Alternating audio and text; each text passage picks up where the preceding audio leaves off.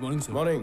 Good morning sir. Good morning. Good morning. नमस्ते sir. की है, ये वाली भी मालनी की है। Good morning sir. Good morning. ये मालनी की है, ये भी मालनी, और ये भी मालनी की है। ये सब क्या है? इसका नाम मालिनी है सर, नदी के पास रहती है। जायदाद ट्रांसफर करने के लिए उसने एप्लीकेशन भेजी थी, जो कि हमने रिजेक्ट कर दी है। उसी सिलसिले में वो लेटर लिखती रहती है। सुना है कि बहुत बड़े परिवार से है वो। अरे ये कहाँ चलती है?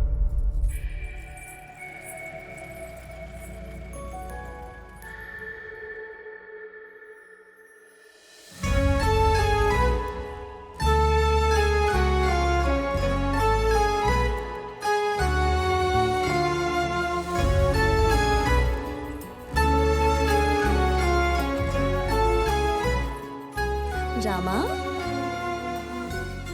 कितने सालों बाद तुम्हें देख रही हूँ। क्या बात है, तुम तो जरा भी नहीं बदले। अंदर आओ ना। कोई बात नहीं, मैं यहाँ बैठ जाता हूँ।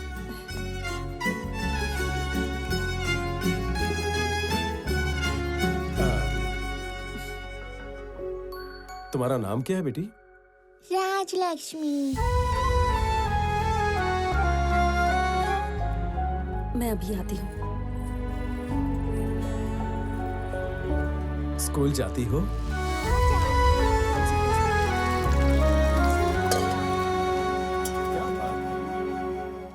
Good girl. ये लो रामा। कैसे हो तुम? और तुम गांव कब आए? तुम्हारा एक बेटा भी है ना? अनंत कैसा है अभी?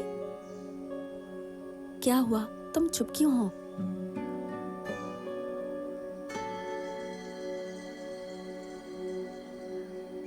दरअसल हुआ क्या था? बेटा, तुम अंदर जाकर खेलो।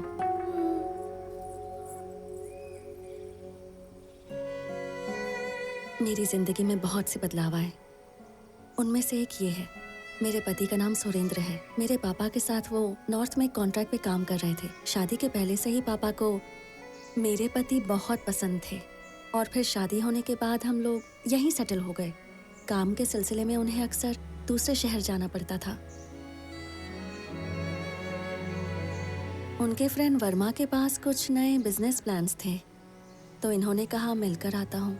ये कहकर गए और इतना रो चुकी हूँ कि अब मेरे आंसू भी सूख गए। वैसे ये सब तुम्हारे हाथ कैसे लगा? डेप्यूटी कलेक्टर बनकर कुछ दिन पहले ही मेरा यहाँ ट्रांसफर हुआ है। अच्छा, घर में और कोई नहीं है? इन्हें ढूंढने ससुर जी गए थे और रोड एक्सीडेंट में उनकी डेथ हो गई।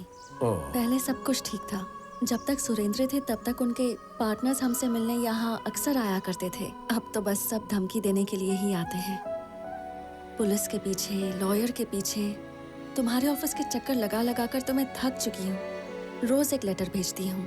मुझे पता है इससे कोई फायदा नहीं होगा, लेकिन मेरे मन का बोझ थोड़ा हल्का हो जाता है। इसी वजह से मैं भेज देती हूँ।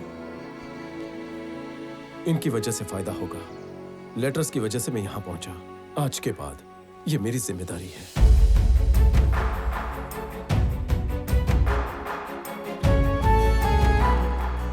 मैंने उसका दिल तोड़ा, उसके बावजूद मुझे अपने दिल में बसाकर मुस्कुराते हुए रामा मुझसे दूर चला गया था, और उसने कभी मुझे कोई तकलीफ नहीं दी।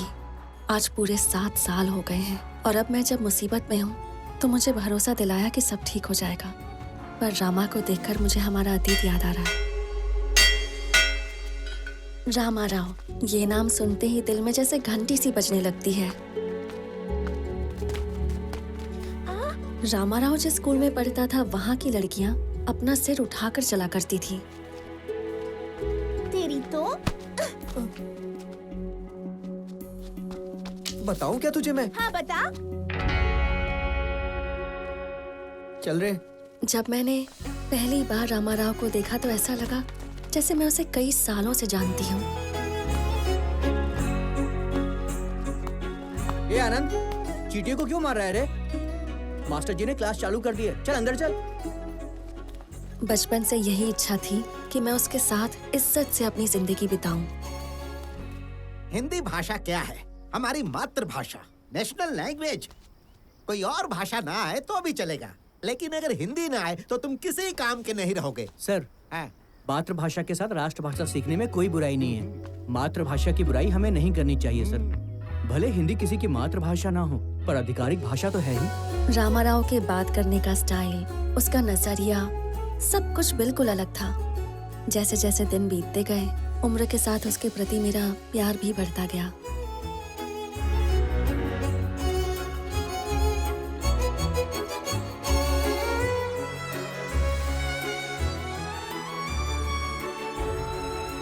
अब तक 2 बस जा चुकी हैं।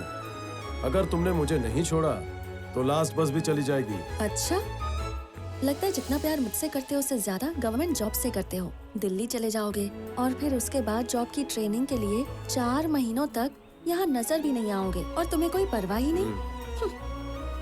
अब मुझसे बर्दाश्त नहीं होता। जल्दी से ये जॉब पक्की कर लो और फिर हम शादी कर लेते हैं।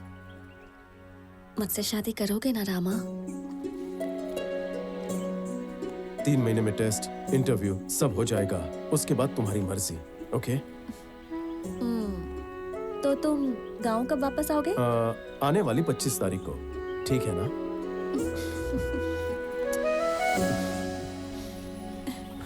रामा से शादी, फिर उसके साथ पूरी जिंदगी, यही सपना देखा था मैंने। छोटी सी भी समस्या होती थी तो उसे हम दोनों मिलकर सुलझा लेते थे। हमने जैसा सोचा था, रामा को नौकरी मिल गई। हमारी शादी की बात में कोई अड़चन नहीं आई। सब कुछ ठीक चल रहा था। लेकिन फिर एक दिन चल बेटा सीधे चल। इधर मैं कह रहा हूँ ना, सीधे चल। हाँ, ठीक है। रास्ते में दोस्त का घर पड़ता है, हाँ। उसके यहाँ चलना है। पता है उसको दुबई में नौकरी नमस्ते मिल प्रसाद गई जी। है। नमस्कार। नमस्ते बेटा। नमस्ते। मामा जी, आप कैसे हो? रामाराव, हाँ, सब ठीक है ना? मैं ठीक हूँ। अरे महालक्ष्मी, आइए बैठिए ना। लड़के वाले आ गए हैं, लड़की को लेकर आओ।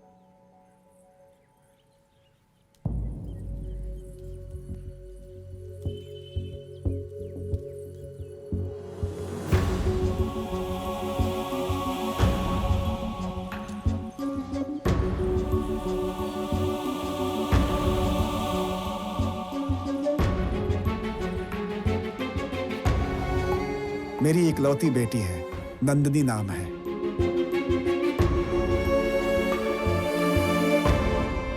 ये क्या पापा? ये लड़की कौन है? मालिनी के बारे में आप जानते हैं? जानता हूँ, इसीलिए तो लेकर आया हूँ। मालिनी की शादी हो गई है। क्या? ये क्या कह रहे हैं आप? मालिनी की शादी हो गई है? बेटा, हम ये नहीं जानते कि मालिनी ने किन हालात में यह फैसला लिया। हमारे मन में डर था कि यह सुनकर कहीं तुम्हारा दिल न टूट जाए, यही सोचकर तुम्हें नहीं बताया। अब अगर तुम उसे अपना लो तो हम सब के लिए अच्छा होगा। नहीं पापा, इसके लिए मुझे थोड़ा वक्त चाहिए। फिर उसके बाद आप जैसा कहेंगे वैसा होगा। या तो किसी की जान पर बनाई होगी या तुम्हें मजबूर किया होगा। कोई तो वजह होगी जो तुमने शादी कर ली। इसमें तुम्हारा कोई कसूर नहीं है मालिनी। हमारा प्यार हम दोनों के बीच की बात थी, लेकिन शादी परिवार की मंजूरी से होनी चाहिए। प्यार में फैसले 2 प्यार करने वाले लेते हैं, लेकिन शादी के फैसले बुजुर्गों के आशीर्वाद से होते हैं। क्यों किया, किस लिए किया, ये सवाल मैं तुमसे नहीं करूंगा। तुम्हें काफी दिनों से देखा नहीं था, इसलिए मिलने बुलाया। मालिनी, एक बार सर उठाकर देखो।